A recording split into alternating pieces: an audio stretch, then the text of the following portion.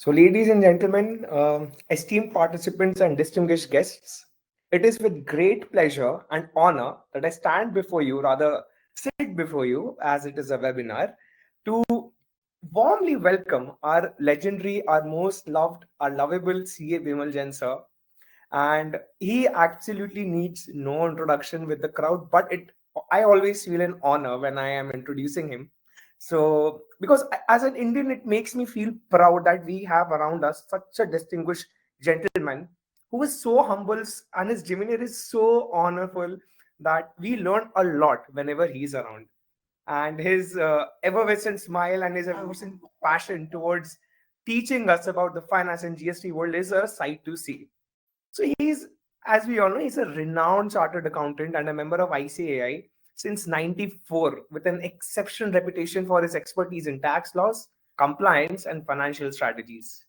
With an illustrious career spanning over 21 years, he has been a driving force in shaping and influencing India's taxation landscape. I think very soon it's international also, but Sir is more concerned with, okay, India, this is what I want to say. And his vast knowledge and profound insights into the ever evolving tax regulations have made him a sought after authority in the industry. And that is not enough. Actually, it's just not even 25% of his achievements. He is also having a law degree and a qualified SAP financial control consultant. I don't know if there is any other thing one can do, but he actually does. And he's also having 18 years of working experience in companies like LG, Honda, Hindustan Development Corp, Python and Company, and now the director of A to Z Corp. The legendary Bimal Ji is having hands-on experience in providing opinion and advisory services, carrying diagnostic of business operation review, structuring of business model undertaking litigation services at all appropriate forums. He has also been a keynote speaker at Guinness World Records made by ICSI in the largest taxation mission on GST, which was graced by 4,500 participants. And here I am adding, not in India, in Japan. Just imagine a technologically advanced country like Japan. And we as an Indian should feel proud that he is representing us and with such aplomb and honor. So, Bimalji, I mean, this is again just half of his achievements, but I'll take one more minute because I am not done. You, as just like even I am not done reading out. So he has won numerous awards from Amity School Noida, Best Speaker Award from NIRC, ICAI, ICWAI, Young Achievement Award at Igniting Minds 2015, and also Best Participating Award in NSOP 117 batch by ICSI. I don't know, maybe I am not that much knowledgeable here. Are there any awards that is being left in this particular field? I'm not sure. But for me, as far as I know Bimal Jain personally, Sir is always the love of us, the love that his listeners have. That is his biggest achievement as far as I am concerned and I've known him for. So without further ado, let us warmly welcome CA Bimal Jain, a true luminary in the field of taxation, and let us all gain from his vast reservoir of knowledge. And before he starts and I give him the dice, I always ask one personal question so that he inspires us. So, sir, there are so many parents or upcoming becoming parents in our panel today. So, any one advice that you would want to give that you felt that you got from your parents or as a parent yourself, the upcoming generation should be cherishing. So, over to you, sir. At the outset, let me thank Hers for lovely introduction today. And he wanted me to express one advice as a parent. Let me tell you, Hers, I always treat myself as a student. I do not want to be like parent or teacher. Till the last breath, I want to be student. I want to learn more and more, and I want to be on ground. I should be really practical. What is realistic word all about? And I know one thing for sure. If we are a student and we are eager to learn, we will be innovative. We will be dynamic, and we will try to really achieve something new. Age is only a number. You can't say that I'm 55 or 60 or 65 or 70. Look at our Honorable Prime Minister, Narendra Modi ji. Can you judge by age? No way. So age is only a number. Age is only a number. What a person need to be, he should be innovative, dynamic, charismatic. He should be eager to work. Age is only, supplement, I can tell you with experience. But if we are a student till the last breath, believe me, you will achieve whatever you're looking for. And why we should be happy and satisfied? Yes, I have achieved it. No, no, no. We should always be willing to get and reach to a position which you were initially dreaming, but now you have achieved it. And you should show that roadmap to all your followers, to all your friends. See, this word is meant for giving more and taking less. So try to give as much as possible. I do not know, my friends are around here. They can vouch and they can say, I always try my best, whatever best possible, to give as much as possible, as much as possible. I'm not guaranteeing that I'm really up to their satisfaction. I'm not guaranteeing, but I can tell you by heart, I always try my best. And when you're giving good, good come back to us. That is what the real mantra all about. Absolutely, So, sir. Your that is coming from your heart, sir. So it's totally visible. we have to be, always open to give as much as possible. If you do good, good will come back. That is the only silver lining, golden principle of anyone's life. And that is what we have learned. And we are celebrating this Rama Mandir, Pran Pratishtha of Lord Rama. So just Correct. one line. Be the person who would be known by his name. And this name comes with the character that you are dedicated, you are committed, you are honest to yourself, you're sincere, you're trying your best. Results, outcomes, yes, I do agree. Sometimes we look at the results and outcome, but that is not determining factor. The determining factor would be, am I honest to myself? If I'm honest to myself, then believe me, God is with me. And that is what Lord Rama has said. Do our best, best will come back. So, Well said. Very well said. This mantra, we will get more new mantras for GST folks. So Bimal sir, over to you. Thank you so much. thank you, Hers. Thank you very much. Let me start thanking each participant today that you are taking out time from your busy schedule and watching this webinar. Today, we are going to discuss number of good and important judgment in GST and particularly GST input tax credit. Lot many. I will try to make it simple for all my audience. Before I start, let me cross-check with my participants. Am I audible, visible? My voice is clear to all my participants? If yes, you can put yes in question answers tab. That yes, I'm audible, visible, and things are okay, and we can start with. All right, so a lot of thumbs up and lots of clapping. Thank you very much. So let's start without any further delay. We are finding many litigation from different high court. Today I'm picking up only GST input tax credit. I'm saying only, but that is the soul of GST. And today, as a taxpayer, we are struggling with. We were told in the beginning there would be seamless flow of credit. And of course, credit is soul of any particular body. Any taxation system is dependent upon whether credit is being given that is smooth or not, seamless or not. Lot of litigation coming in. So we will discuss all the judgment one by one. And I'm sure today I'm going to give you some of the good content with the judgment citation so that you can rely those judgment whenever you're replying to the department. So let's start with the very first topic, and which is very much important for all of us together. Before I start, I want to give you just little background of GST input tax credit. Section 16, subsection 1 of CGST Act clearly saying that the credit is available to the registered person, subject to such manner and condition as may be prescribed.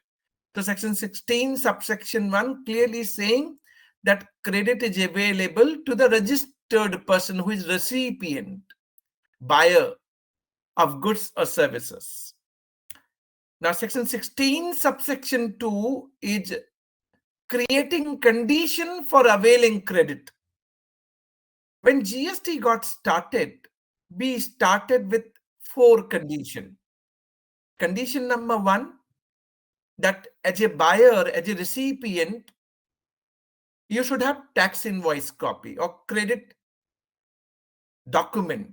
That can be debit note also, tax invoice copy. Second, you must have received goods or services. Third, your supplier, today in all discussion, I'm going to be your supplier and you all are going to be buyer, recipient, my buyer, my recipient of goods or services in all discussion. Your supplier must have paid taxes, and a lot of litigation going on. As a buyer, you have paid the amount to the supplier and supplier has not deposited the tax. What will happen? We're going to discuss everything. So third condition, your supplier must have paid taxes. Fourth condition, that as a recipient, you are regularly filing GST return under section 39, which is GSTR 3B. So these are the 4 conditions wherefrom we started for availing credit. Fifth condition got introduced on 1st January 2022. And this condition was whatever credit you are availing in your 3B must be matched with GSTR 2B. GSTR 2B. So whatever you are availing in 3B must be auto-populated in 2B and match. Sixth condition, that whatever credit getting auto-populated in 2B should not be restricted under section 38. And there are 6 restrictions under section 38 effective from 1st of October 2022. So simple and a quick recap so that you all would be knowing. We started with the 4 conditions. Having invoice, receipt of goods or services, supplier must have paid taxes, and as a recipient, we are regularly filing GSTR 3B.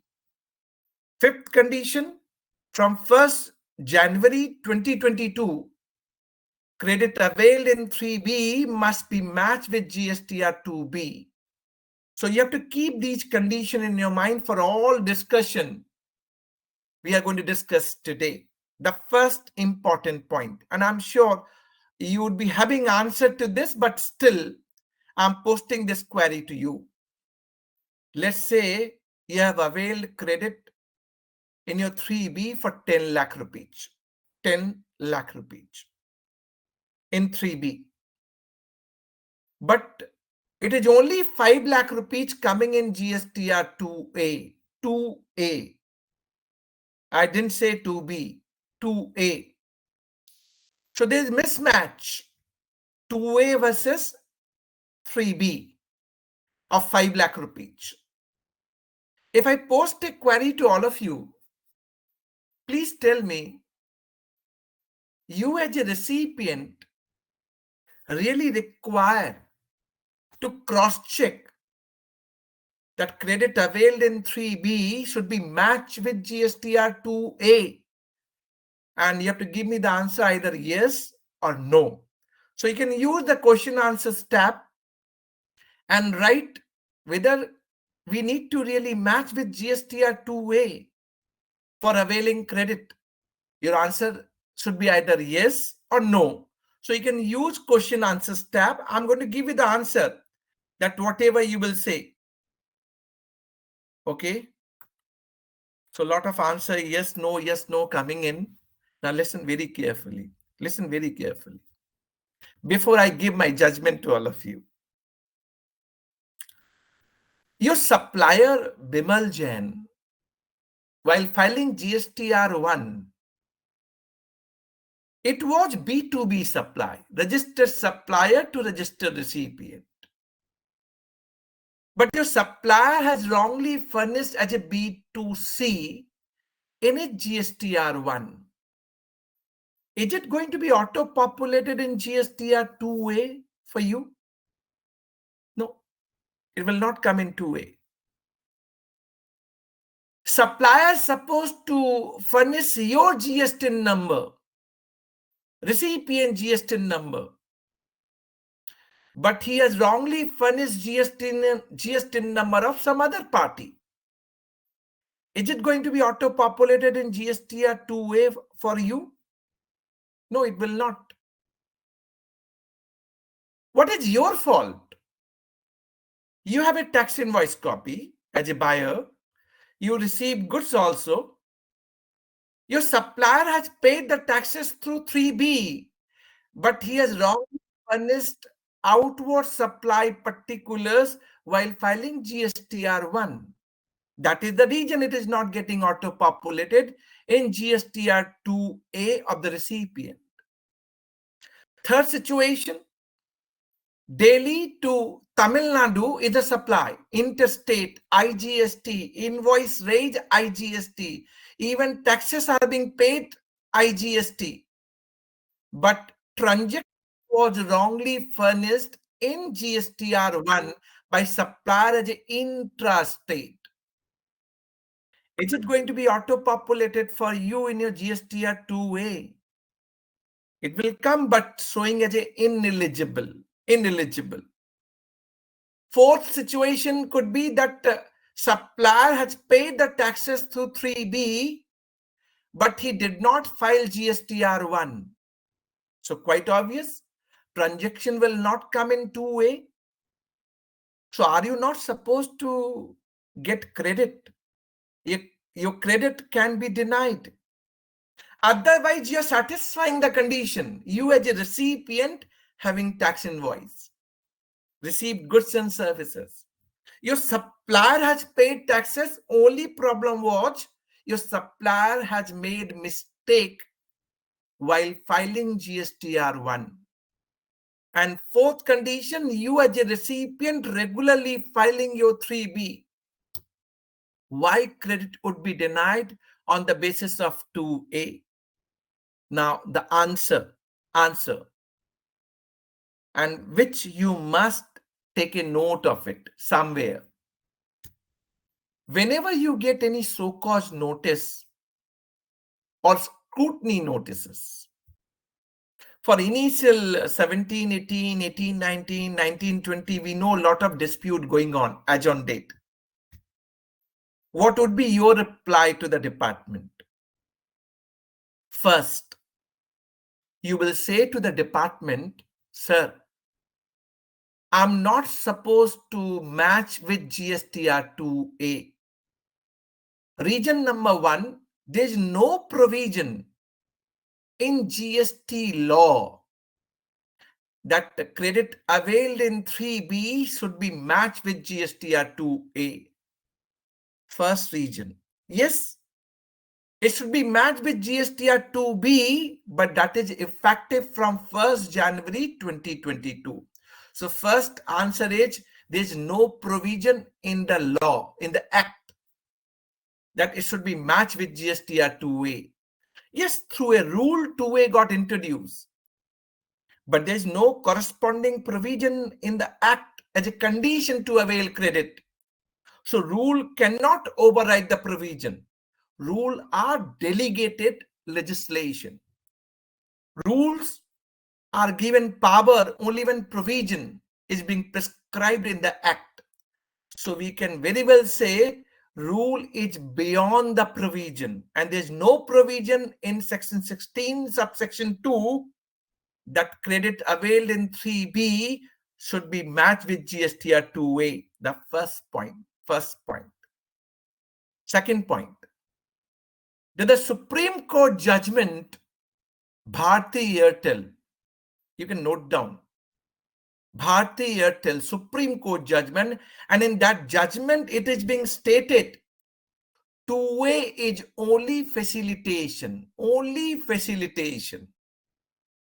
So it is not a condition to avail credit, Bharti Airtel.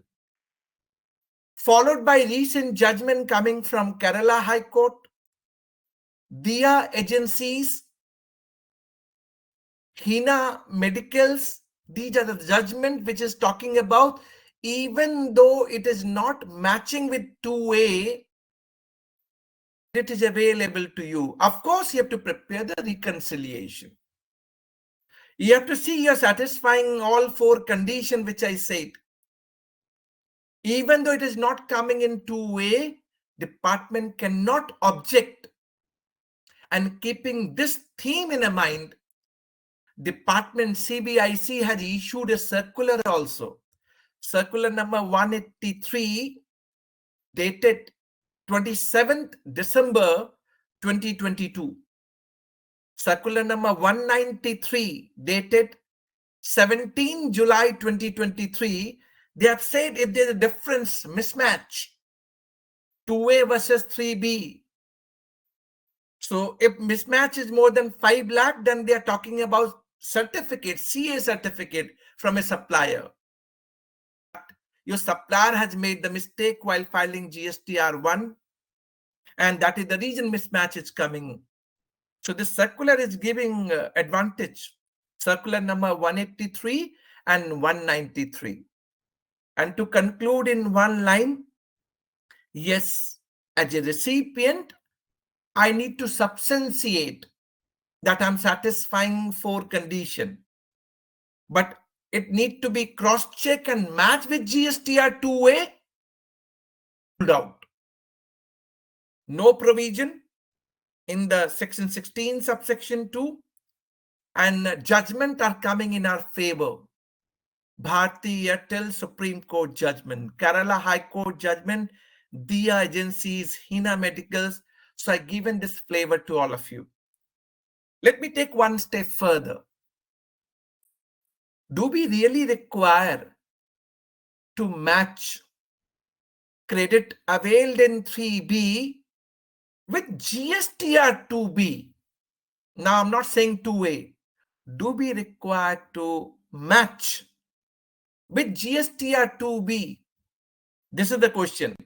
And answer is quite obvious. Yes, we need to. But effective from 1st January 2022. So this is the first part of the story. Now coming back to the second point.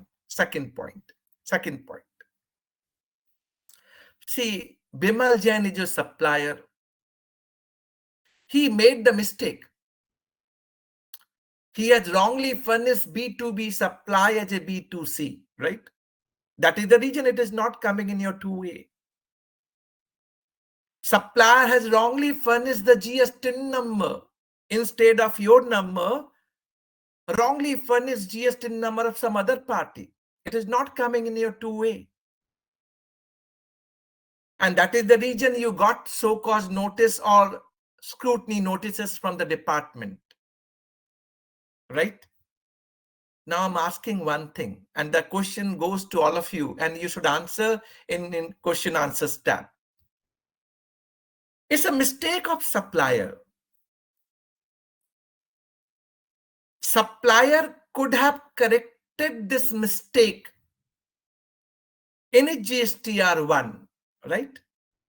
And there is specified time period by when this supplier could have corrected and rectified.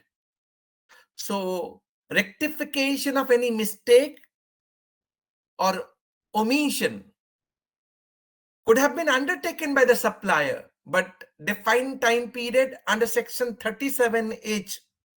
Are you recalling what is the provision? September of next financial year following the end of relevant financial year. And this provision got amended.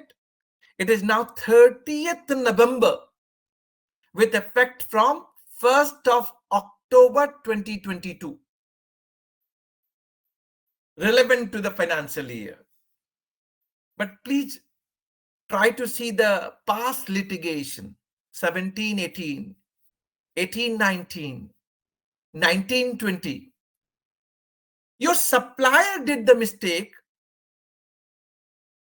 He could not undertake the rectification within the time period September. So what happened? This credit is not going to be reflected in your 2A because of wrong furnishing of outward supply by the supplier. And department is coming to your way and saying this credit is not available to you. So what to be done? Now my question to all of you, whether this supplier can undertake rectification or amendment in a GSTR1 beyond due date, like September earlier, can he do that beyond September? Let's say I'm talking about 1920, assume financial year. So any rectification can be done till September 2020. Time period gone. We only came to know recently in 22-23 that some mistake done by the supplier, that is the reason it is not coming into A of the recipient. We only came to know in 22-23 pertaining to 1920 financial year. Whether this supplier can undertake rectification now in 22-23, possible. Say yes or no in question answers tab. I'm looking for the answer. Is it possible? Say yes or no in question answers tab. Is it possible? So not possible. 100% not possible. Not possible. Now what to be done in such cases? Department coming and asking you that you will not get credit because credit is not coming in 2A.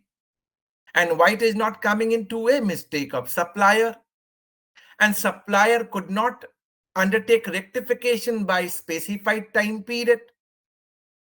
So what department is saying? You should reverse credit, right? One matter has reached to Karnataka High Court. Wipro India Limited. There was some mistake by this company, Wipro India Limited. Look at the name. Such a big company. While filing GSTR1, they did some mistake. While quoting your GST number, they have wrongly furnished GST number of some other party. Relevant period was 1920, financial year 1920. 22-23, recipient came to know that this credit is not getting auto-populated in 2A because of supplier made the mistake in GSTR1. So recipient has approached to the supplier and wanted supplier to amend GSTR1. Quite obvious, beyond due date, this is September 2020, supplier can't undertake rectification. What to be done? And department want recipient to reverse credit. This matter has gone before Karnataka High Court. And 2 points were argued in that High Court judgment. And this is relevant judgment, so you must listen carefully. The first point which was argued before Honorable Karnataka High Court was, first, my lord, Let me tell you, yes, supplier has made mistake. But my lord, for ITC matching and mismatching, the relevant provision which was envisaged in GST law, section 37, 38, 39, 42, 43, 43A. This petitioner argued before Honorable Karnataka High Court, my lord, they have not implemented ITC matching and mismatching provision per se, which was supposed to be.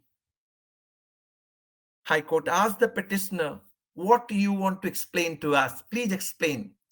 So let me explain to all of you, and you all will agree that this mistake which is being done by supplier could have been rectified had it been implementation of ITC matching provision as per the section cited. What is that one in simple layman language? My lord, as per GST law, supplier going to file GSTR1 by 10th of next month. This was envisaged.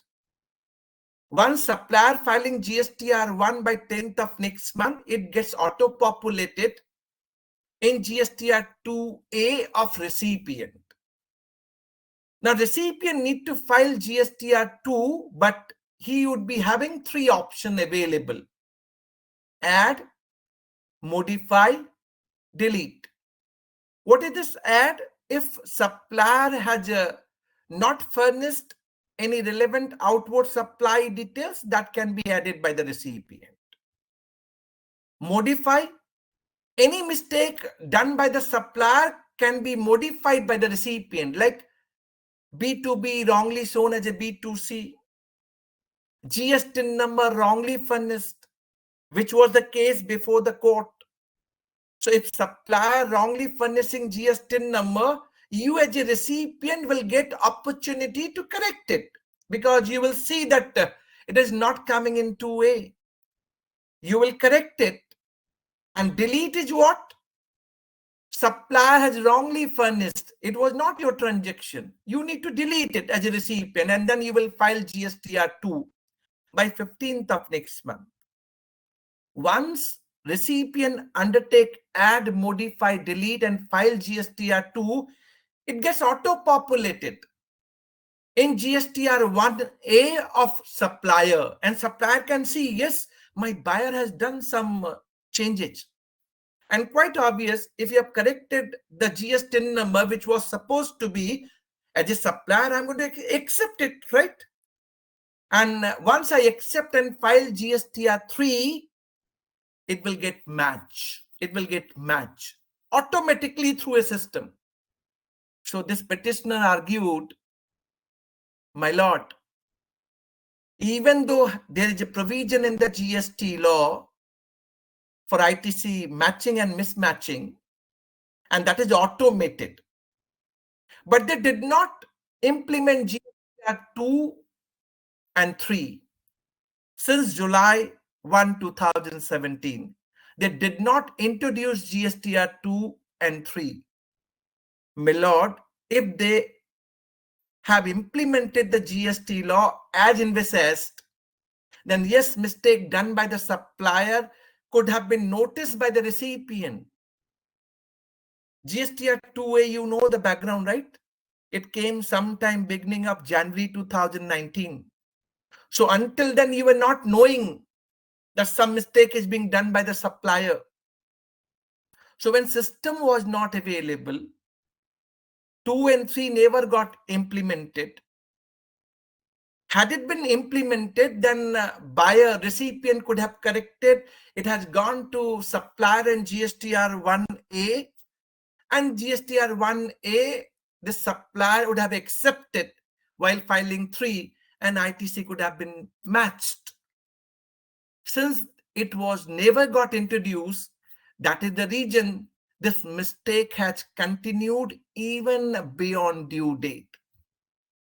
Since system was not implemented, so practically the mistake which could have been rectified within time could not be done, my lord. First point. And you all will agree this is the realistic point. And second point, which is raised before Honorable Karnataka High Court, Milord, on this transaction where wrongly GST number furnished by the supplier has paid taxes. Government has got the revenue. Now they want the buyer should not get credit. Is it not a double taxation on same transaction? Is it not unnecessarily prejudiced? You did not implement GST ITC mismatching provision as envisaged. And now you are saying even after collecting the tax which is paid by supplier, recipient will not get the credit because GSTR1 was not rectified within the time period. He could have done it provided automated GST return system as envisaged could have been implemented. So no mistake on the part of supplier. And if credit is being denied to the recipient, then it is unnecessarily prejudiced. Honorable Karnataka High Court has given judgment, yes. Since there was no system available, 2 and 3 never got implemented. This mistake could have been rectified by the supplier had ITC matching provision implemented by the GSTN as envisaged in GST law. So we are allowing this supplier to amend GSTR1 even beyond due date. Even beyond due date. Otherwise, it would be unnecessarily prejudiced. Supplier has paid taxes and buyer need to reverse credit. No way. So that is the Karnataka High Court judgment. I hope all of you will agree with me that this is the correct proposition for initial years. And for your information, this ITC matching and mismatching provision, GSTR 1, 2A, 2, 1A, and 3, they have omitted very recently from 1st October 2022. They did not implement, they did not introduce GSTR 2 and 3. And this provision they have omitted only from 1st October 2022, meaning thereby when system was never got implemented. And you have omitted only from 1st October 2022, quite obvious for the past period, you cannot create a litigation. You can't litigate the matter just because there's a wrong furnishing of outward supply by the supplier. He could have corrected, provided the system GST has implemented, corrected, automated GST return system. I hope all of you will agree with me. Am I right in saying so? And Karnataka High Court judgment, Wipro India Limited has allowed the petitioner to amend GSTR 1 even beyond due date. Hope I'm agreed. Hope I'm clear to all of you. Can I say yes? Am I clear to all of you? Perfect, perfect. Thank you very much. Thank you. All right, all right. Coming to the now next component. We are finding many litigation as a buyer, as a recipient. You are a recipient, you are a buyer. Let me create one example, then we can understand this part well. Let's say we did one transaction. I've supplied something in July 18. I'm a supplier. I supplied goods to you in July 18.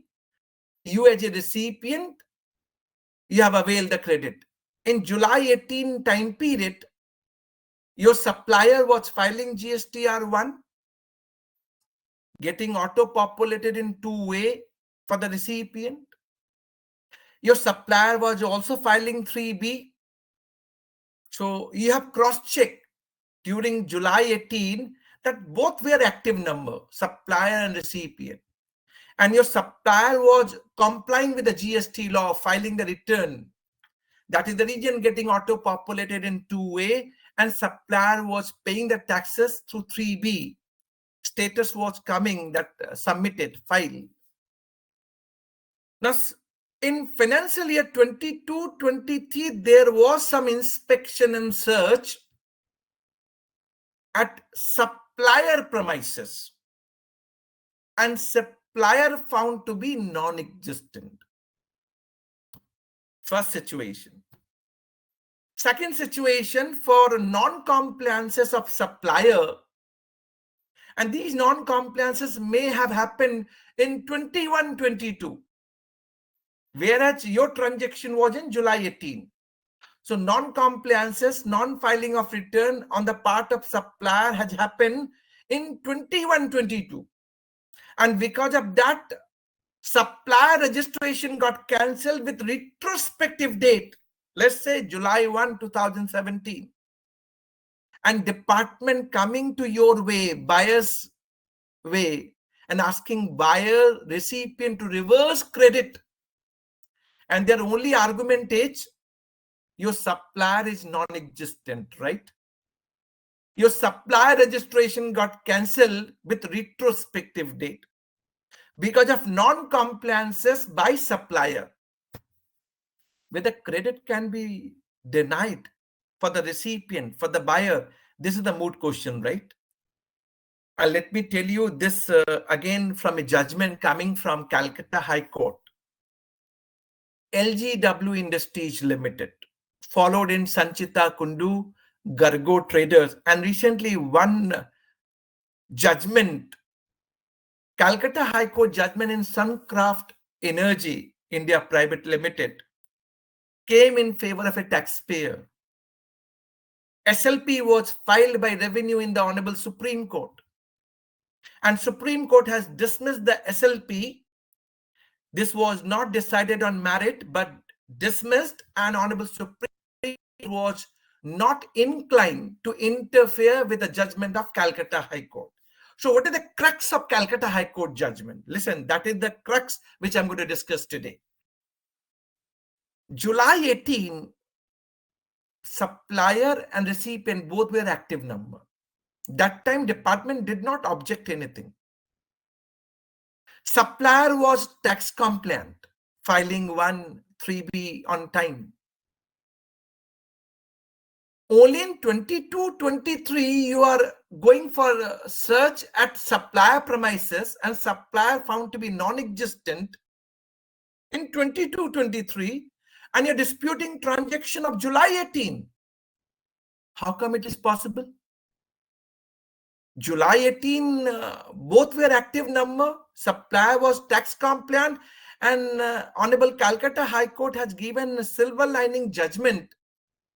Just because transaction not coming in 2A or supplier happened to be non-existent in 22-23, or his registration getting cancelled with retrospective date for non-compliances sometime recently, but transaction pertaining to July 18 was genuine transaction. So what Calcutta High Court has said, unless department prove connivance,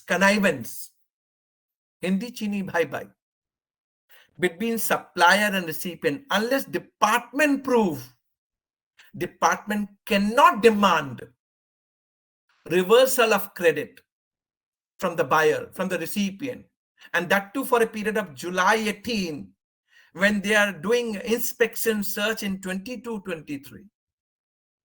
And that is what the crux of all the judgment, Calcutta High Court, LGW Industries, Sanchita Kundu, Gargo Traders, Bright Star Plastic Industries Limited, Odisha High Court, Suncraft Energy India Private Limited, where Revenue has filed SLP in the Supreme Court, and that got dismissed.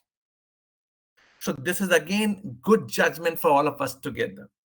And quite obvious, just because supplier is non-existent, and that too in 22-23, you're disputing my transaction of July 18. How come possible?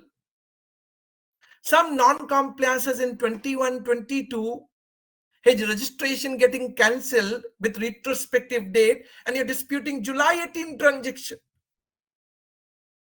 We are finding all compliances because supplier filing 1, that is the region coming in 2A. Supplier filing 3B, all compliances are being made. So credit can't be denied, and that is the crux of this judgment.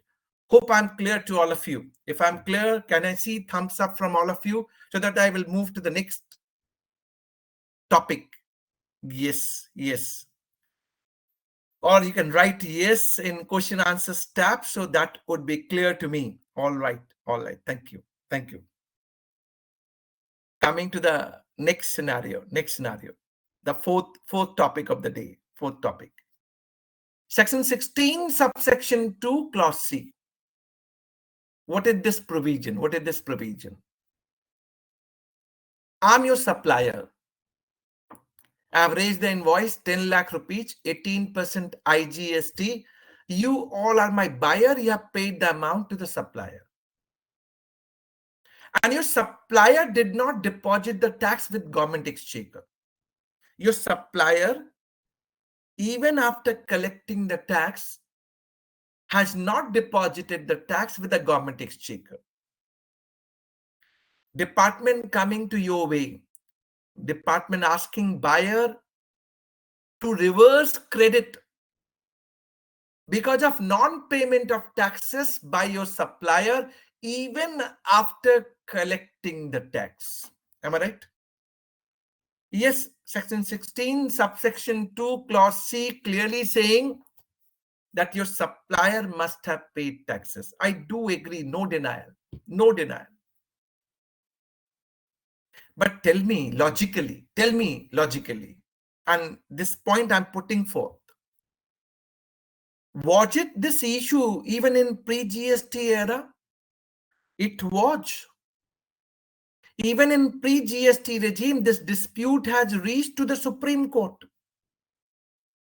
In one of the judgment, Honorable Supreme Court, the judgment is KK Industries Limited. Honorable Supreme Court has held that credit for the buyer, for the recipient, can't be denied for the fault of supplier of non-payment of taxes. Judgment in our favor. In VAT regime, all the High Court, including Delhi High Court judgment, arise India in our favor.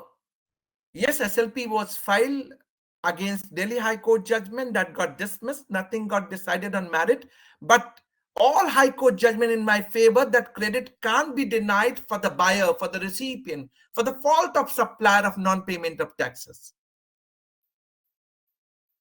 Except one judgment, Mumbai High Court, Bombay High Court, Mahalakshmi Cotton case. But this is pre-GST regime. Come to the GST regime. See, you as a buyer, you as a recipient, has paid the amount to the supplier, right? Your supplier made default. I'm asking one question to all of you. What is your fault as a buyer? Second, until GSTR 2A came into the picture,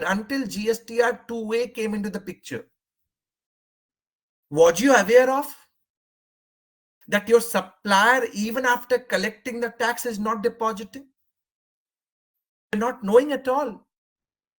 And 2A came sometime in January 2019. What is your fault? You were paying the taxes to the supplier. Supplier was not depositing.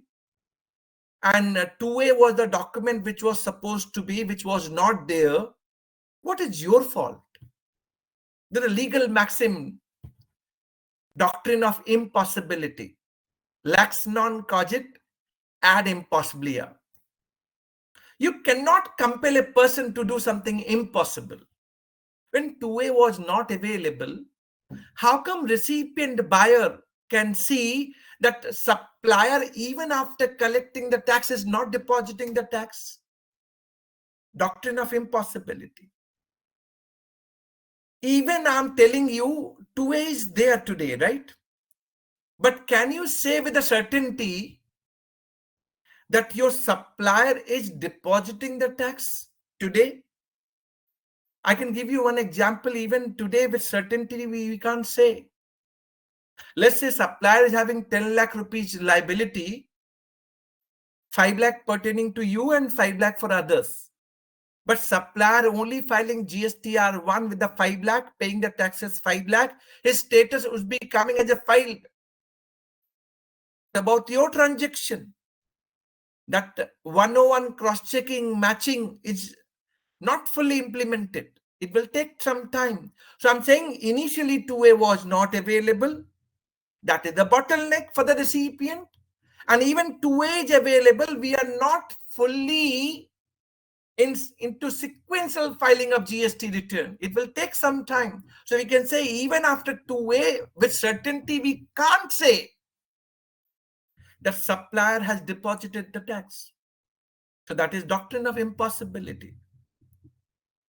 Third, when registration is being given to both of us, to supplier and recipient by department, why department comes to recipient only, buyer only, and they want buyer to reverse credit?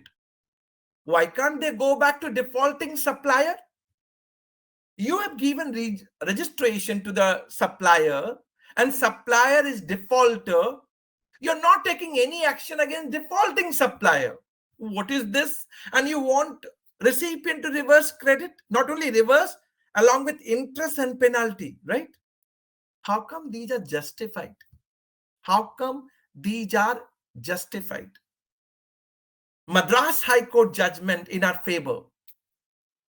Madras High Court has given judgment in the case of D.Y. Bethel Enterprises. And Honorable Madras High Court has said you can't demand reversal from the buyer unless you initiate action against the defaulting supplier. And very good judgment. Am I right in saying so? Very good judgment.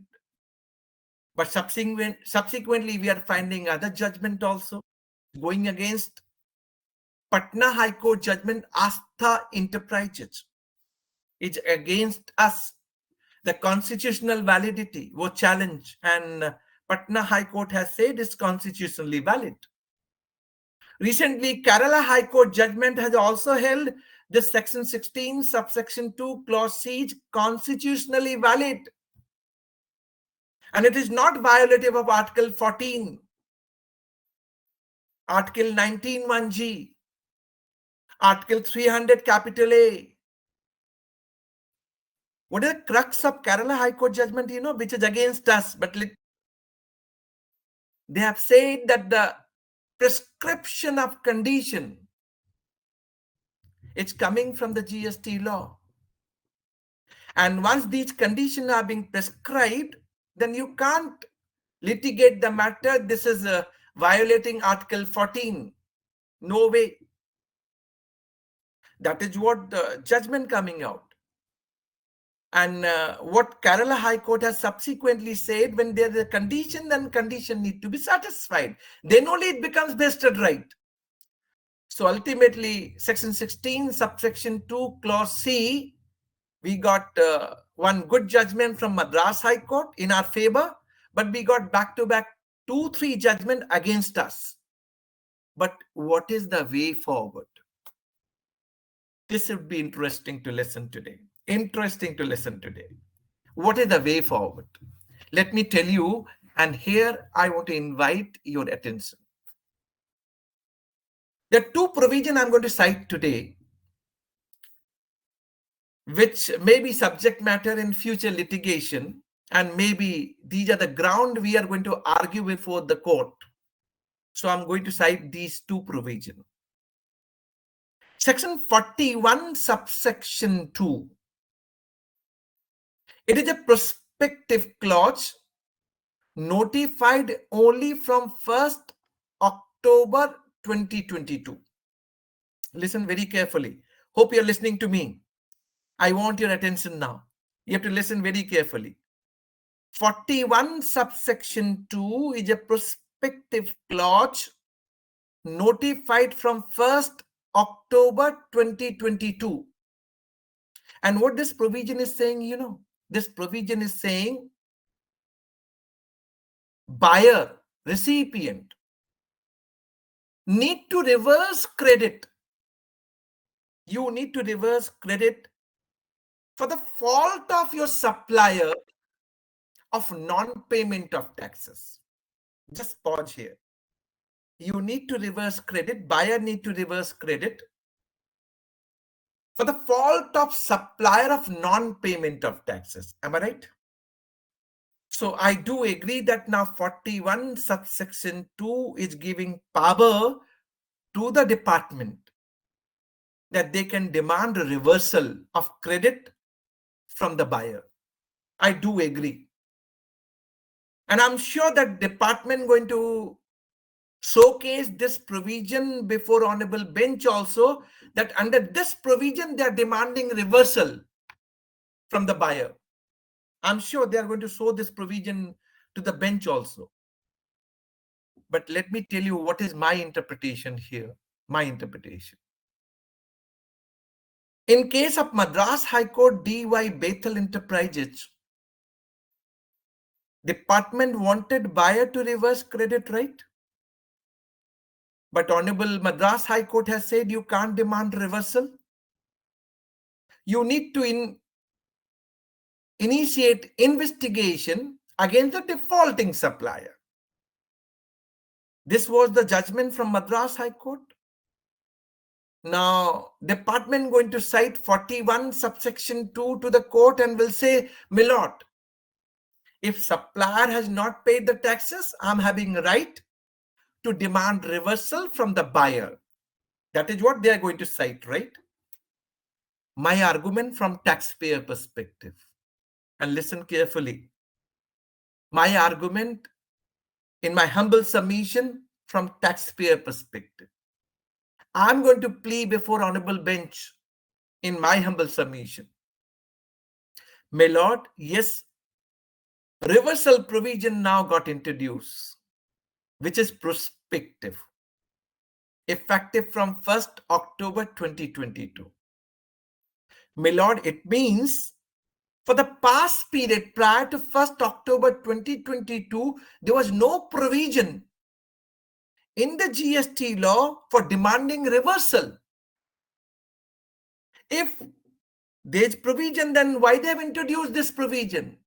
Since they are introducing this provision now, prospectively, yes, I can say effective from 1st October 2022, you can demand reversal, meaning thereby for the past period, you can't demand reversal from the buyer. You need to go back to the supplier, defaulting supplier, for the collection of taxes. This would be my argument number one. I hope you got it. Please tell me. Hope I'm clear with my interpretation to all the participants. Am I clear to all? Am I clear to all? To all the participants? Please, thank you very much. Thank you. First part. Now I'm going down further. This 41 subsection 2 is saying that if your supplier has not deposited, you will reverse credit, and whenever your supplier pays this liability, you will re-avail the credit. But reversal of credit by the buyer along with interest. And thereafter, after 41 subsection 2, there is one rule, Rule 37A, notified from 26 December 2022. 26 December 2022. And very interesting rule. Listen very carefully, then this part would be very, very clear to all of you. I'm saying for the past period, you can't demand reversal. You have to go back to the defaulting supplier for collection of taxes to the department. What is Rule 37A? Let's say I'm raising one invoice on 1st May 2022. Listen very carefully, I'm telling you. 1st May 2022. So relevant financial year is 22-23. 10 lakh, 18% IGST. You are recipient. You are a very good guy. You have given payment to the supplier also. You given all the payment. But supplier did not deposit the tax. Can you avail credit? What is Rule 37A is saying, what rule is saying, listen very carefully. They're saying you can avail credit with a condition, condition number 1. Your supplier must pay this liability by 30th September 2023. Invoice was 1st May 2022. You have paid the amount to the supplier. Supplier did not deposit. Can you avail credit? Answer is yes, with a condition. Your supplier must pay this liability by 30th September 2023 through GSTR 3B. If supplier did not make the payment by 30th September 23, then only you as a buyer need to reverse credit by 30th November 23. So this is the condition. So you need to reverse by 30th November 23. Now provision further say along with interest might take. If you reverse on 30th November, no interest is required. If you don't reverse by 30th November 23, then only interest is required. First. Second, yes, I do agree it is wrong availment of credit. But let's say if I have not utilized the same.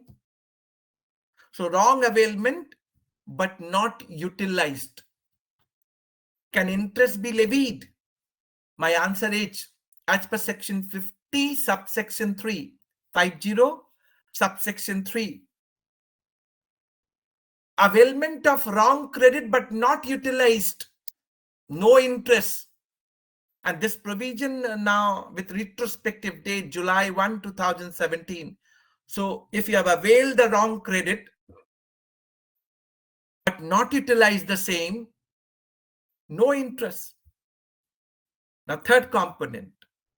What happened? Your supplier now paying this liability on 1st April 24. 1st April 24. It is financial year 22-23 transaction. You reverse on 30th November 23.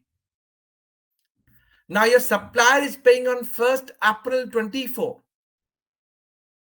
Can you re-avail the credit, which is pertaining to 22-23, and as per section 16, subsection 4, last date would be 30th November 23. Can you re-avail the credit? Answer is yes. For re-availment, there is no time limit. Time limit of section 16, subsection 4 is applicable only on first availment. For re-availing credit, there is no time limit. Please take a note of it. So what is the crux which I discussed today? First, prior to 1st October 2022, if I look at 41 subsection 2, there is no reversal provision. Hence, in all such cases, department must go against defaulting supplier for collection of taxes. After 1st October 2022, read with Rule 37A, yes, reversal need to be done by the buyer for non-payment of taxes by the supplier. And that is what I have explained. And when interest not applicable, what is the provision for re-availment? I have discussed at length. Can I see thumbs up that you have understood this provision? Can I see thumbs up? Please show me one thumbs up so that at least I get that, yes, my audience has got everything very clearly. Okay, all right. Now here one more point. Today we are finding many litigation from department perspective. Now, I'm just giving you some food for thought. And a lot of you may be having problem like that. Category 1. If supplier is found to be non-existent in 22-23, you can't deny my transaction of July 18. Second, what I'm finding at the ground level, the field formation, I'm giving you one live case study that there is a one recipient buyer in Uttaranchal. SGST authority has initiated inspection against this buyer in Uttaranchal, and they are alleging that you will not get credit. You will not get credit for the reason what they are citing, that your supplier has availed the ineligible credit, and with this ineligible credit he has filed his GSTR 3B. Now let me tell you what is this transaction they are referring to. Let's say in a supply chain, you as a recipient at the sixth position, and you are purchasing from Bimal Jain, fifth position, and beyond Bimal Jain, fourth, third, second, and first. Let's assume the first one has taken the fake registration. Let's assume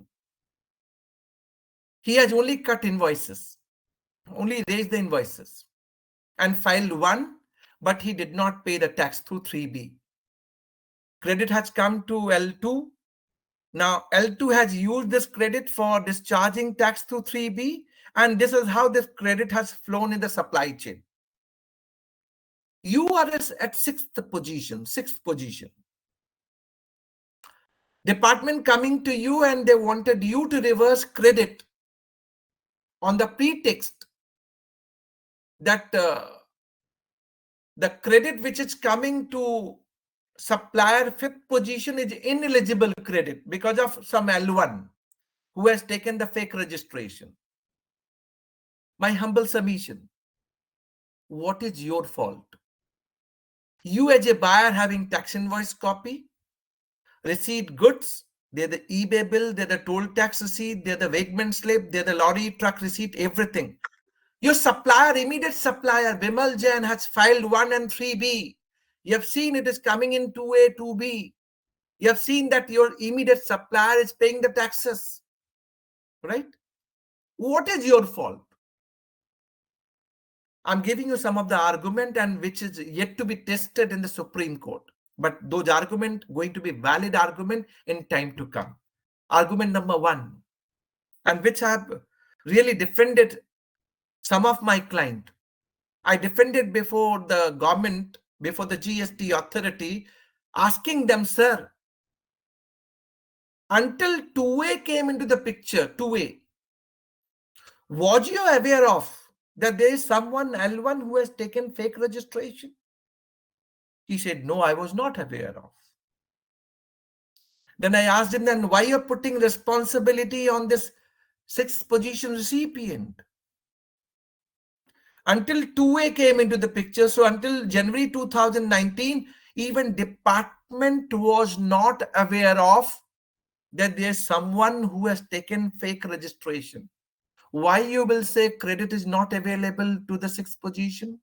Second, I asked officer, I said, sir, this sixth position recipient can see the transaction with immediate supplier, fifth position, his status, whether the fifth position supplier is a tax compliant or not.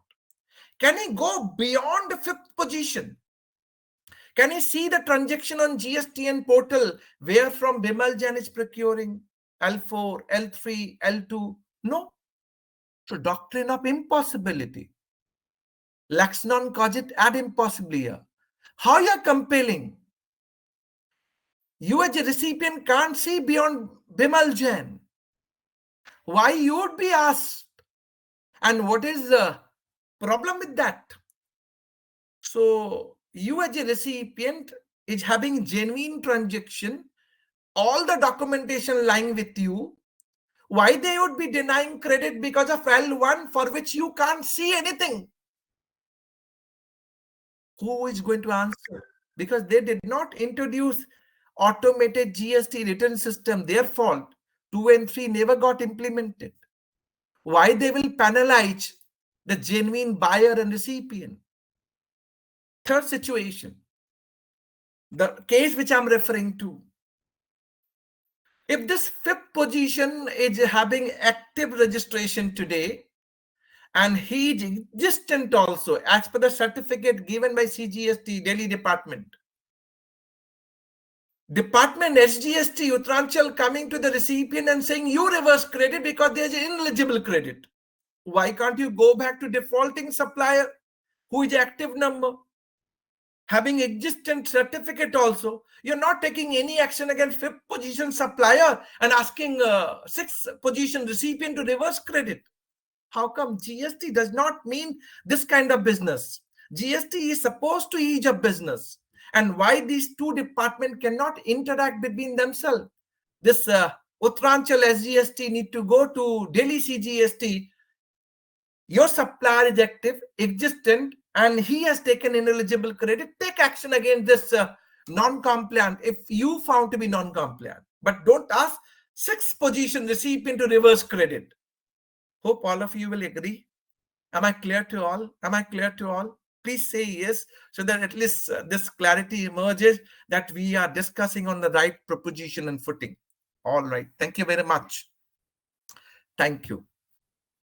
Now, the important last discussion. There are two more discussion, two more pointer, and then we will sum up. But last means the important one. Time limit to avail credit in GST law as per section 16 subsection 4. Earliest of due date, right? Due date of furnishing return under section 39, which is GSTR 3B, for the month of September following the end of relevant financial year. And this provision changed to 30th November, effective from 1st October 2022. Or date of furnishing annual return, whichever is earlier. This is the section 16 subsection 4. A lot of so-called notices. Lot of dispute and litigation on time limit. In one of the case, what happened? March 2020 GSTR 3B, March 2020 GSTR 3B, which is pertaining to financial year 1920, was supposed to be filed on 20th October 2020. But this taxpayer has filed 3B on 27th November 2020, beyond time limit. 27th November. Credit was denied. Impugned order was passed. And it was challenged before AP High Court in the case of Thirumalakonda Plywood. And challenge was on three grounds, on majorly three grounds. The first ground, that section 16 subsection 2, starting with non-obstante clause, notwithstanding anything contained in this section, means overriding section 16 subsection 4, time limit. If I'm satisfying the condition, then with no time limit, I can avail credit. This was the first plea. Second plea is a violative of Article 14, Article 19(1)(g) and Article 300 capital A.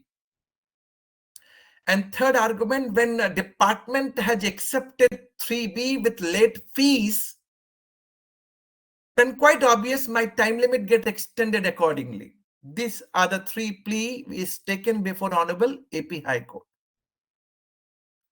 All three plea were turned down. What Honorable AP High Court has said that section 16 subsection 2, which is starting with the non-obstante clause, is in different context They are saying section 16, subsection 1, registered person can take credit. In that context, section 16, subsection 2 is saying that no registered person shall be entitled to avail credit unless satisfy the condition.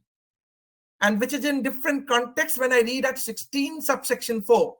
So time limit provisions are existing because these are two different contexts. Secondly, accepting 3B with late fees does not accelerate your time limit. So accepting 3B late fees does not mean that your time limit get extended. And it is being held, it is not violative of Article 14, 19, 1G and Article 300 capital A. What is being stated? GST credit is a concession or benefit, not your vested right. It becomes vested right only when you satisfy the condition. That is what is being held in AP High Court. Patna High Court judgment, Govinda Construction. Calcutta High Court judgment, BBA Infrastructure Limited. Chhattisgarh High Court judgment, Jain Brothers, all against. Then why you'd be listening to Bimal Jain today? What would be crux which you want to draw from this webinar today? Let me tell you now. I'm going to give you some of the good flavor. Against Patna High Court judgment, SLP got filed in Supreme Court and notice is being issued. So matter is now sub judice before Honorable Supreme Court, but I'm giving you some flavor. And those arguments going to be important argument. And if it is being considered, then I'm hopeful. In my humble submission, I'm hopeful and positive we will get some relief. Listen those arguments carefully. First, what is the statement if we look at for availing credit? Was it GSTR 3B or GSTR 2? As per section 38, GSTR 2 was the credit statement. GSTR 2, when you will file for availing credit. But 2 was never implemented. And this provision got omitted only from 1st October 2022. And 2 was never implemented. I can always plead before Honorable Supreme Court, my lord, 3B was only stopgap measure for consolidating my data of outward supply and purchase. But for availing credit, it was GSTR 2 credit statement. Second argument, which I'm telling you, doctrine of impossibility. And listen very carefully. My lord, in GST law, liability is accrual. GST liability is accrual. If I'm a taxpayer, if I delay in payment of tax, I need to pay GST liability along with interest. Right? Then why GST and portal has not enabled GSTR 3B to be filed with the non-payment or short payment? I may be having financial crunch, not having enough working capital, not having enough cash. But allow me to file my 3B with non-payment or short payment so that I can avail credit within the time. And of course, for delayed payment, I will pay interest, 18% per annum, which can be paid through DRC 03. Why they have not enabled this? Why they have created GSTR 3B can't be filed unless I pay the taxes. Doctrine of impossibility. Even though provision were envisaged like this, why they did not? Who faulted with?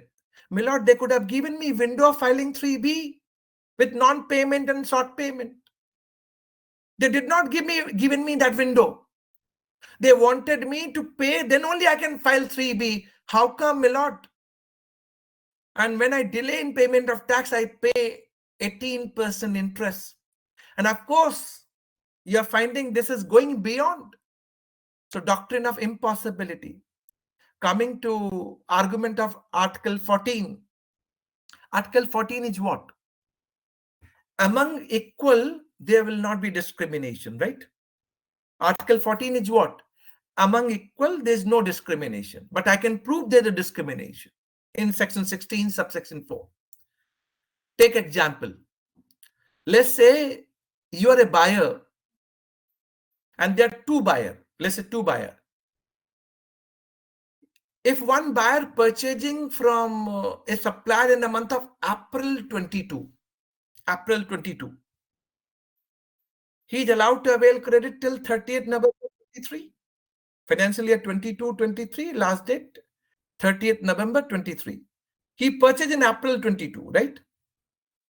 Another buyer purchasing in March 23, same financial year 22-23, and he has to take credit again by 30th November 23. So same buyer, same recipient, same financial year, among equal, there's a discrimination. One buyer is getting longer time period, April 22 to November 23, and one buyer is getting shorter time period, March 23 to November 23, hence violative of Article 14. Among equal, there is discrimination. These are all my humble submission. They are all my humble submission. Hope you are understanding those pointers which I wanted to draw. Next point, 3B is a return or not? Gujarat High Court judgment. 3B is not a return under section 39. With retrospective insertion, Rule 61, Sub-Rule 5, Red Bit notification number 49/2019. They have inserted 3B is a return under section 39. Why they introduced? Because of Gujarat High Court judgment. Was it not doctrine of reasonable expectation that 3B is not a return? This was prevalent in the mind of a taxpayer because of judgment coming from Gujarat High Court, which you have done away with retrospective rule amendment through a notification. So I can very well argue that 3B was the disputed one. So last date would be due date of furnishing annual return. If I look at section 16, subsection 4, I'm just giving food for thought to see the light of the day in case we are looking for some opportunity. So my humble submission, still I find we have got something to argue with, something to defend. Section 16, subsection 4, time limit. So this is on section 16, subsection 4. Last point of the day. Whether we will continue like this or there is some way forward. 5 minutes more, then I will close. I'm finding some way forward. Yes, two-way communication is being done away with. Supplier, recipient, two-way communication is being done away from 1st October 2022. Now, buyer, recipient credit is dependent on supplier, and supplier need to be tax compliant.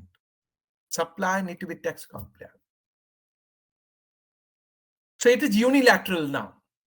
So if you are buyer and you want to avail credit, you have to make sure your supplier is tax compliant. And they have now moved from two-way communication to sequential filing of GST return.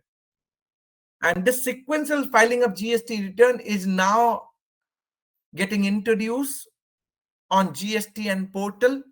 And I'm giving you 1 year time limit from here, from today.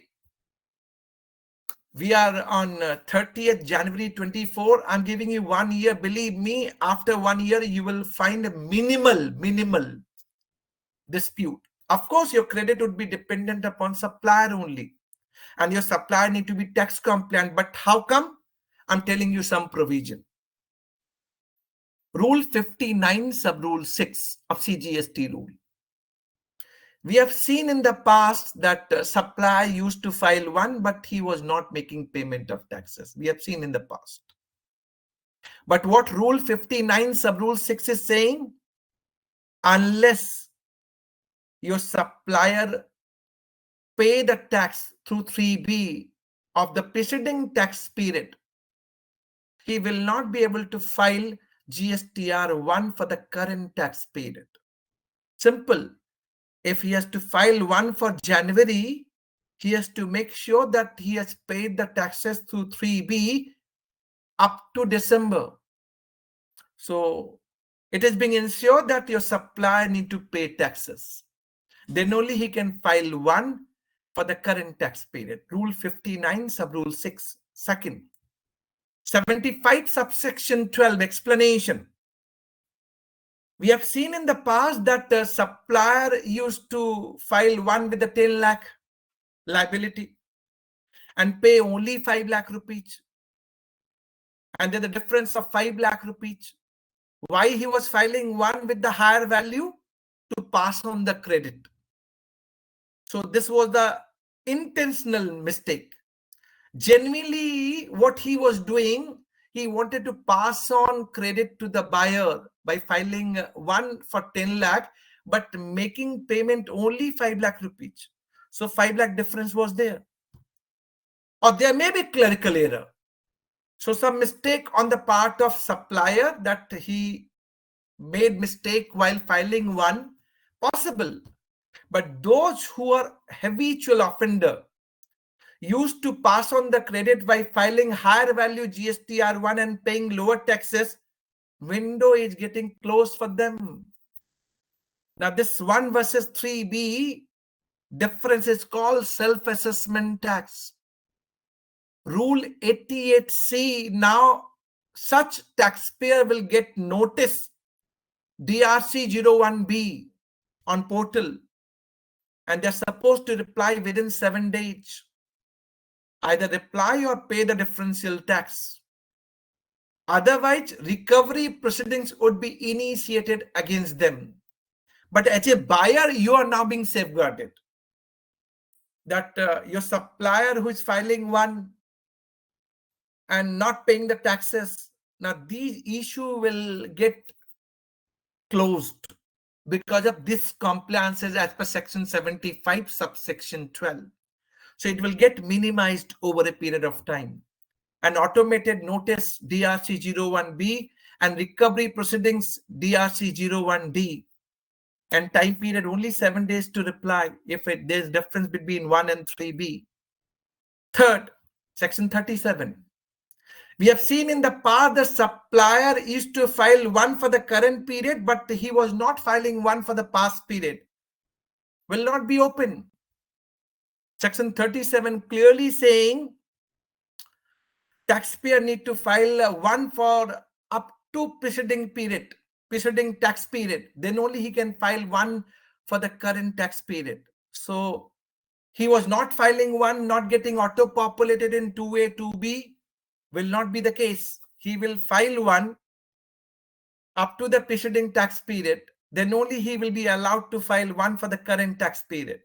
So that coming in 2A, 2B and paying the taxes again compulsory because rule 59 sub rule 6. So this is all getting sequential now. And there are 3 years time limit for belated filing of GSTR1 introduced from 1st October 23. So beyond that, he will not be able to file. Section 39. If I want to file 3B for my current tax period, January, I have to make sure I'm filing one first. Then only my 3B get enabled. And 1 and 3B, there should be match. Mismatching means 75 subsection 12. Discrepancy. Notice will come to you. So with this sequential filing,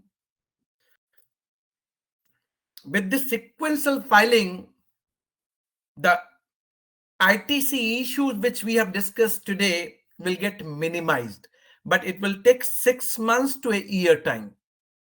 So if I'm going to discuss this component in 25 January, I can tell you we will get a minimal, because then sequential filing will implement all this process of matching, which is coming through GSTN portal.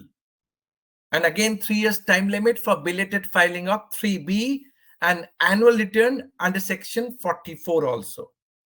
So this is all from my side from litigation perspective.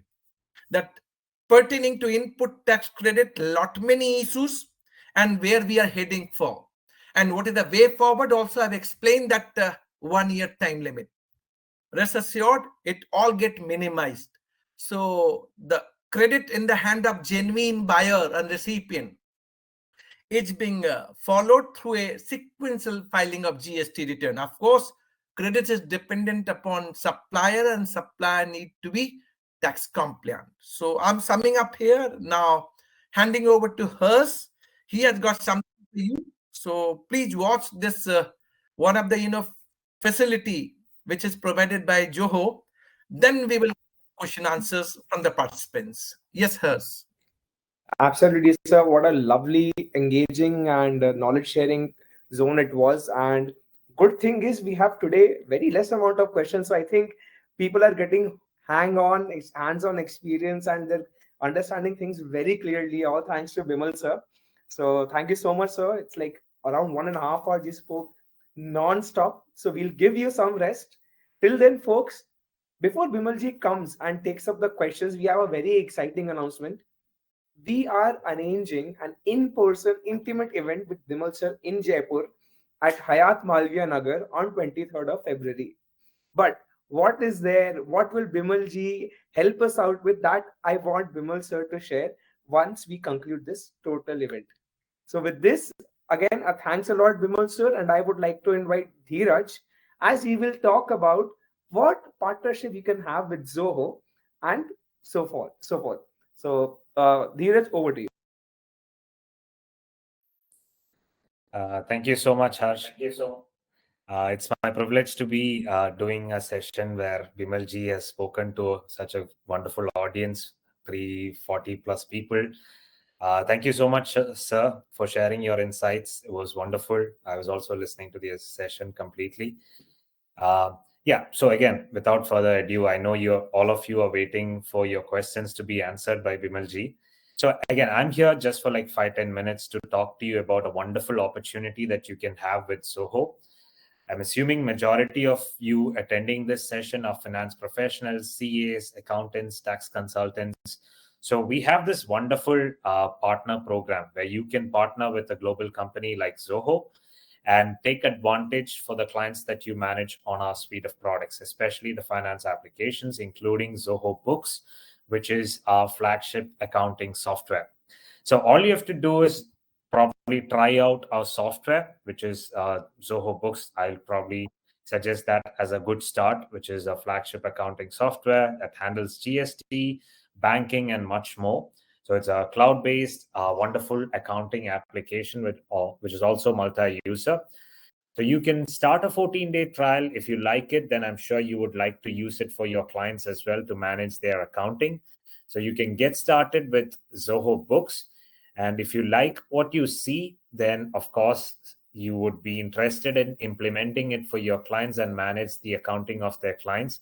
Some key advantages you get is with a single login, you can manage multiple clients, by which I mean you can have a single email address to log into multiple client accounts, manage the access that each client and your staff as well have in each of these accounts, and then file the GST returns right from within the software, get your banks directly integrated to the application so that the feeds come in, pay your vendors right from within the software, and do much more.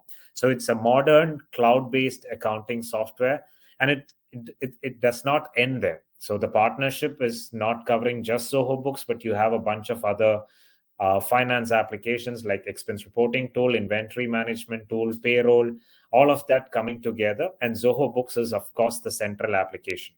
Now, what is the benefit you would get? Of course, you would become our partner by all means when you start onboarding your clients onto our finance software like Zoho Books.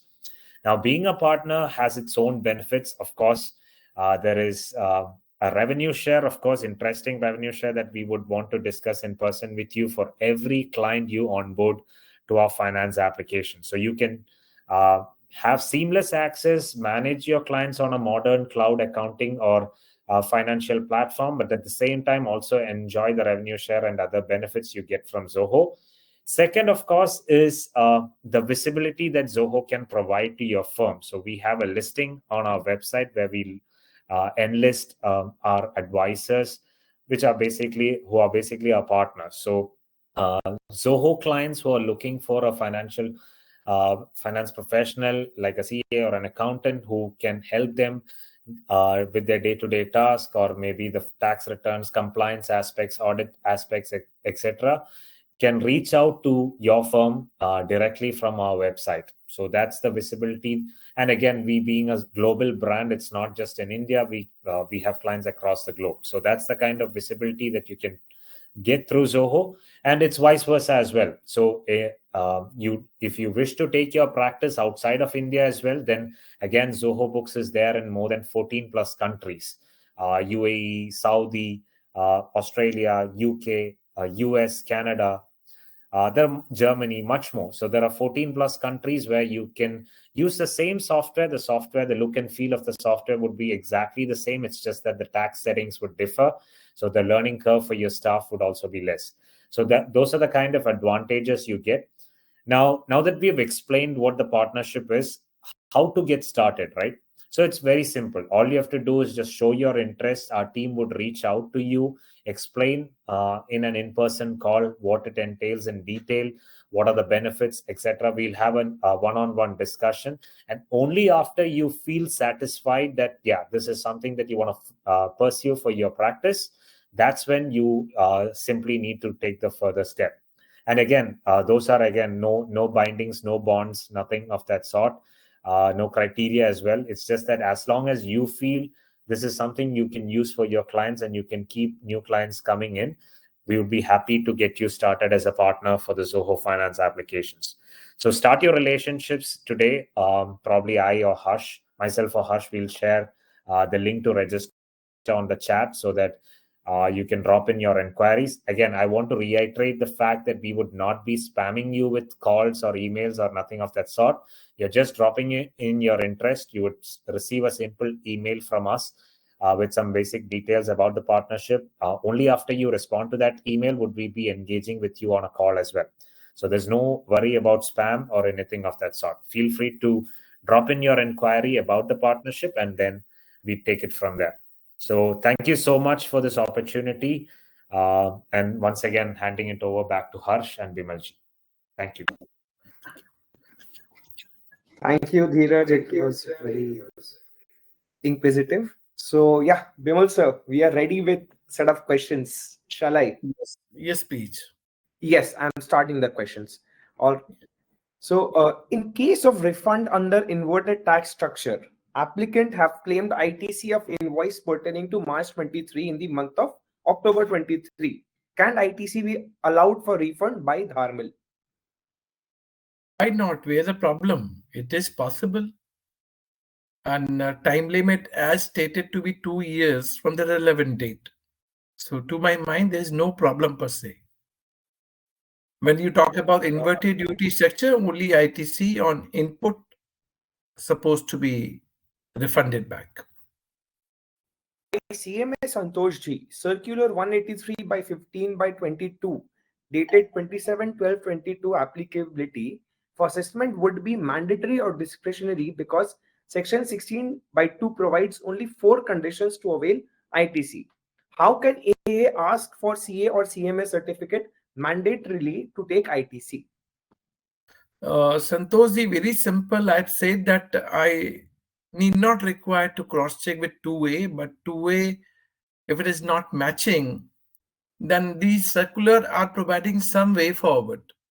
That in case you can get a certificate of CMA, and when difference is more than 5 lakh rupees, then on the basis of that certificate and the compliance is made by the recipient, credit would be allowed, and they will not dispute it because of difference in 2A versus 3B. So it is up to you. It is one of the method given to you through a circular which you can avail if you want to avail the facility. Otherwise, litigation perspective, I've said that 2A is not a condition to avail credit. All right, moving on to the next question by Vineet on Karnataka High Court amendment that we were discussing about, sir. only R1 can be amended with this judgment, or also 3B can be rectified or amended? See, there are other judgment which is talking about amendment of GST 3B as well, but it is all coming from litigation. I'm just recalling one judgment came from Madras High Court, which was relied in very recent judgment in Bombay High Court. Even some mistake made in 3B can also be amended because there is a time limit prescribed even for rectification of 3B under Section 39. On similar ground, it was pleaded and it is being allowed that manual 3B should be accepted. So yes, 3B can also be. Right. By Rohit, will Karnataka High Court judgment be applicable to litigation for FY 22-23 and onwards? See, Rohit, not possible from 1st January 2022. Now the provision is very clear that it should match with GSTR 2B. There's a provision which is given under Section 16, subsection 2. So you can't expect now all the changes like, amendment and other stuff like 37, 39 time period prescribed 30th November. So for financial year 22-23, I have, with all the provision which is existing as on date and the Karnataka High Court judgment, whatever we discuss, it can be applied only for the past period, not prospectively effective from January 1, 2022. All right. C. Aniket Agarwal asks, can officer rectify the order passed by him? Yeah, Niket, there is one provision which can be, but that is only for clerical error. Some mistake apparently coming out, but something which is being decided grossly on law position, there's no apparent mistake, clerical mistake, then that cannot be rectified. So what is being rectified only when there is apparent mistake of clerical nature. By Paras, please tell the name of judgment from Kerala High Court against us. There's some Naha Sukkur, and there's a video available on my YouTube channel as well, which you can watch with the citation and other stuff. TVS, sir, I think it's related to some rule. What about Rule 88B?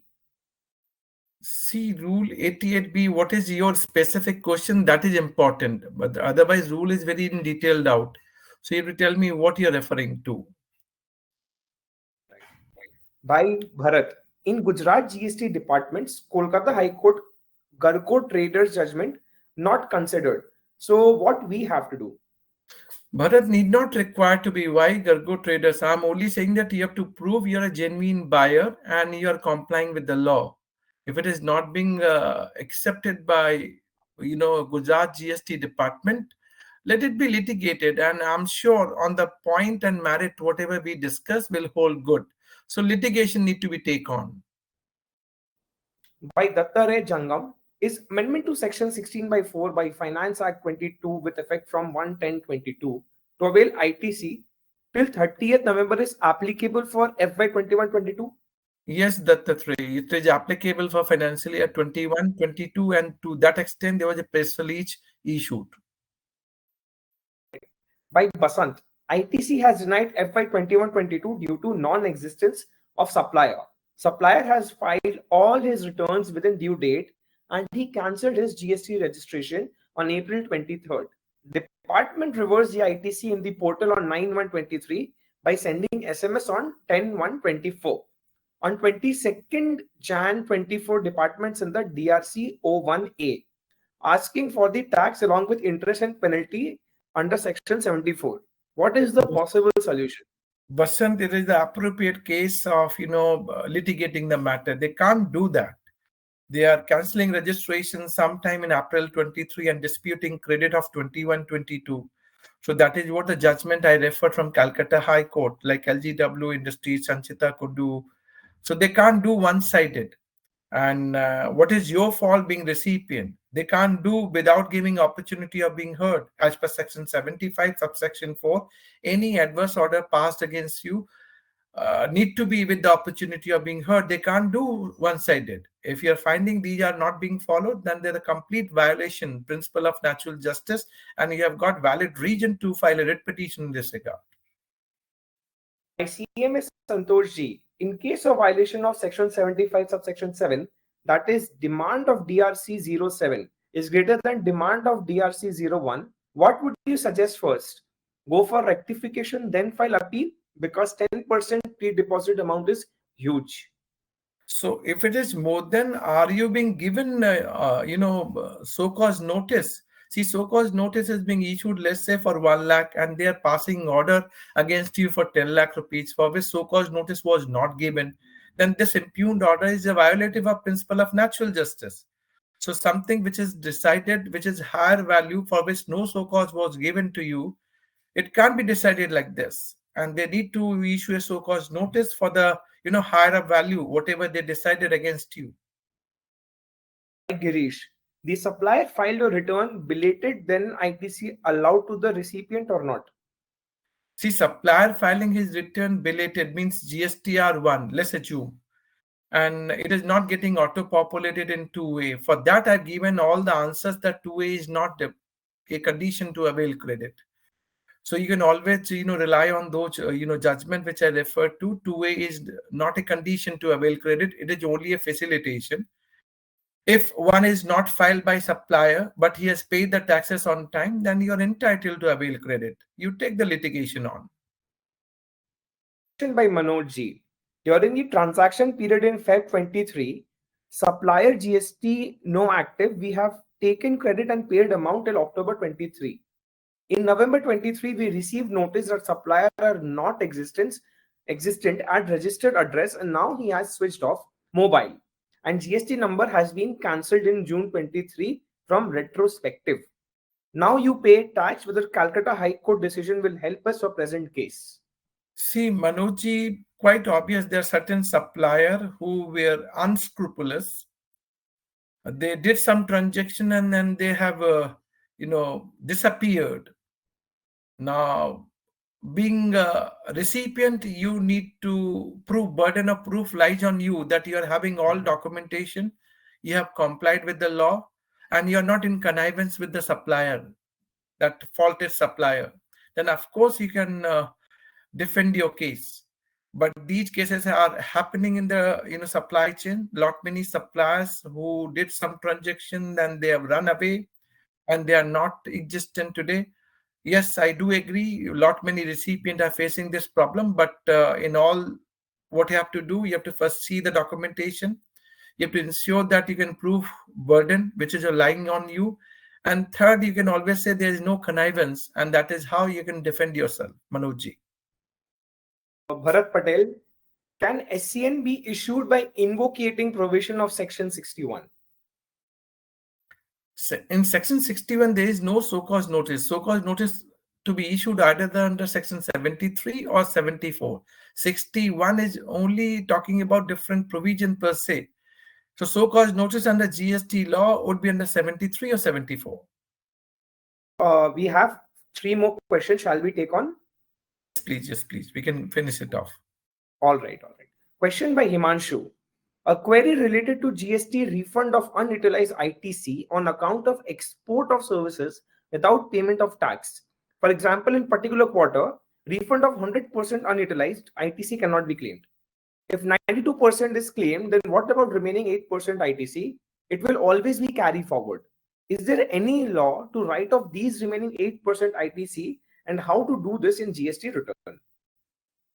See, why you're talking about write-off, I'm saying that if you can prove that this ITC also being used towards export of services, because you're falling without payment of tax and whole 100% ITC is permissible to you, then you can always claim the refund of this remaining 8% as well.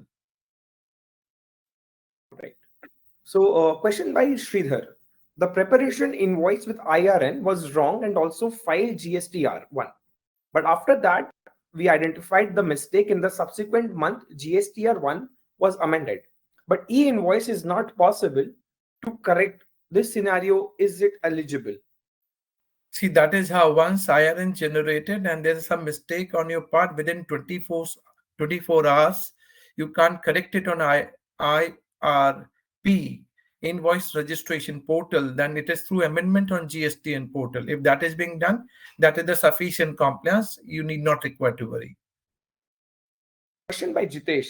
GST paid under RCM basis for the month February 2019 in the month of January 2020 and claim credit of the same in GSTR 3B of February 2019, which was filed in the month of January 2020. Does a credit can be denied under 16.4? Pardon me, it was asked by Hem Kumar. RCM credit is available on the basis of payment made. Unless you pay, you can't avail the credit.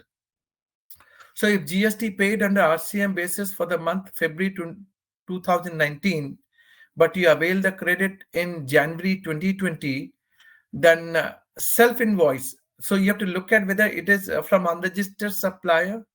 And for unregistered supplier, the credit document would be self-invoice generated. If that is January dated, but the liability is being paid, then of course on the basis of self-invoice, for that there would be non-compliance because self-invoice was lately generated. But self-invoice is January 2020, then credit can be availed in January 2020. Only from unregistered suppliers subject to RCM paid in February 2019, but self-invoice generated in January 2020. So non-compliance would be only 125 general penalty, but credit is available to you. Question by Jitesh. If recipient not paid to supplier in 180 days, an interest leviable by department, but amount of enough input credit available in credit ledger, then interest no interest, because it may be at most wrong availment of credit but not utilized. So to my humble submission, interest is not leviable. Jitesh ji. Right. So we have a few more questions coming in. Are we on? Maybe last one or two questions and then we can sign off today. All right. Participants, do not worry. We have the webinar recording with us, which we will share in a couple of days. So most of the queries will be answered by the rerun. So do not worry at all. Bimal Jain, sir, is always here for us. So question by Sachin Jangle. So what will be date for reversal ITC in case of non-payment within 180 days as per second proviso of section 16 subsection 2 from document/invoice date? It is from invoice date. Right. So okay, one last question. Yeah, sorry, sir. As per the provision. Right. One last question of the day by Pratibha Jasud.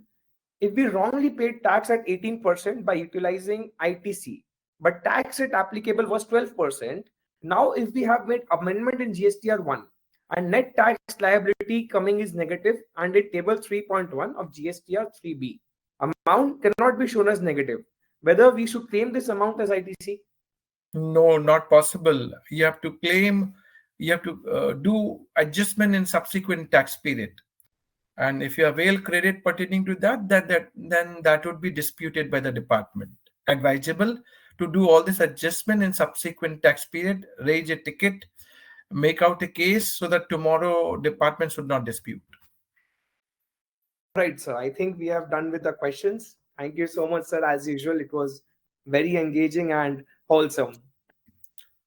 So having said that, my humble submission and request, those who are from Jaipur nearby region, on 23rd of February, we are doing one physical 101 coffee along with dinner at Hotel Hyatt. So registration link would be available. You can register yourself.